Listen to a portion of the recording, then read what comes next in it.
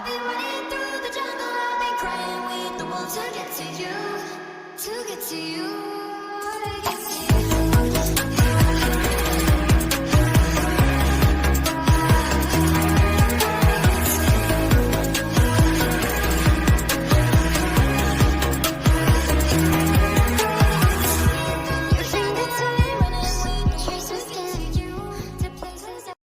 Halo, aku Audi Guari Sinaga. Aku Trisha.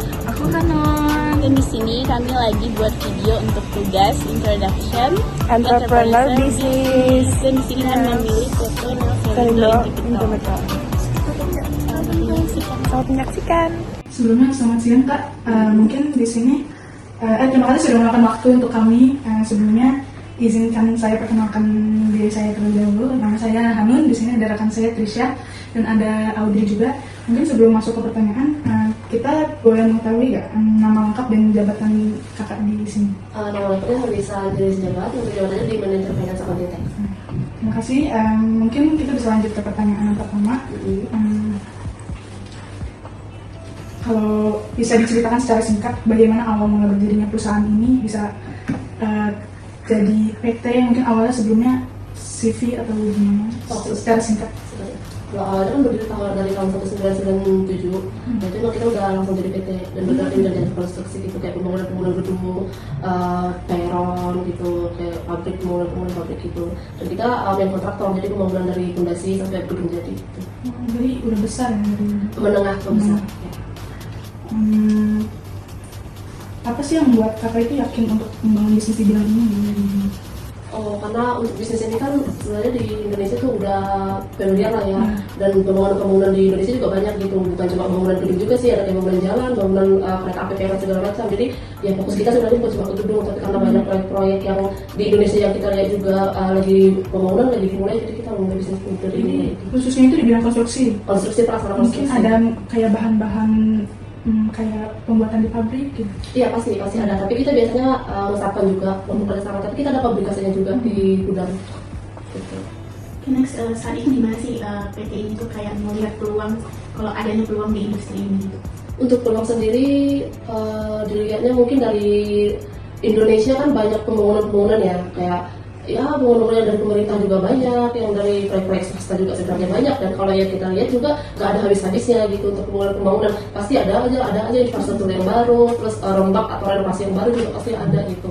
Jadi peluangnya nggak mati di satu periode, dan itu pasti berlanjut terus gitu. Oh, jadi ada nggak sih sebenarnya masalah yang mau diselesaikan dengan dibangunnya PT ini? Nggak ada masalah, justru kita membuka peluang juga untuk orang-orang dan untuk tenaga-tenaga, karena kita kerjasamanya juga sama sektor dan sama mandor-mandor juga yang orang pribadi, jadi bukan cuma PT-PT ya, jadi kita buka peluang ke orang-orang juga gitu.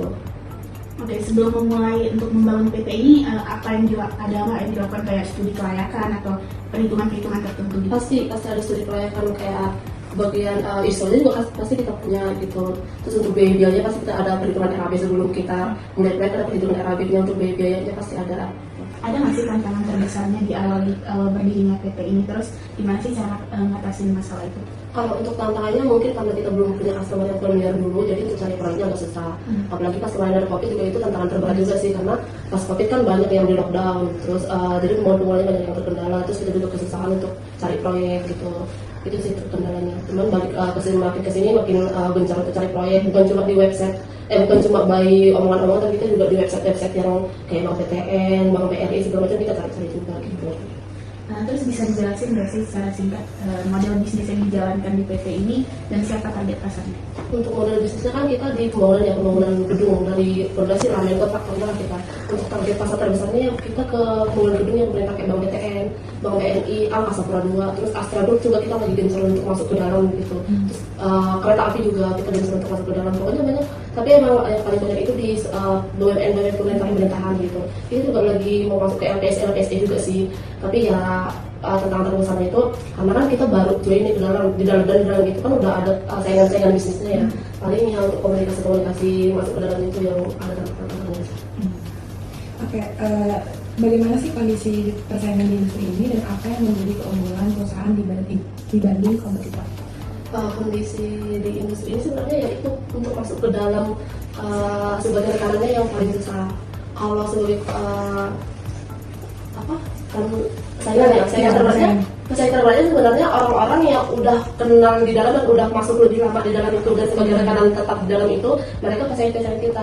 Dan mungkin yang udah terpercaya oleh si customer lah ya, contoh Bank BTN mungkin udah mempercayakan satu PT nih yang udah kerja lama di pembangunan itu, ya itu salah satu tentang pemirsa kita. Gitu. Percaya kita ya mereka aja sih.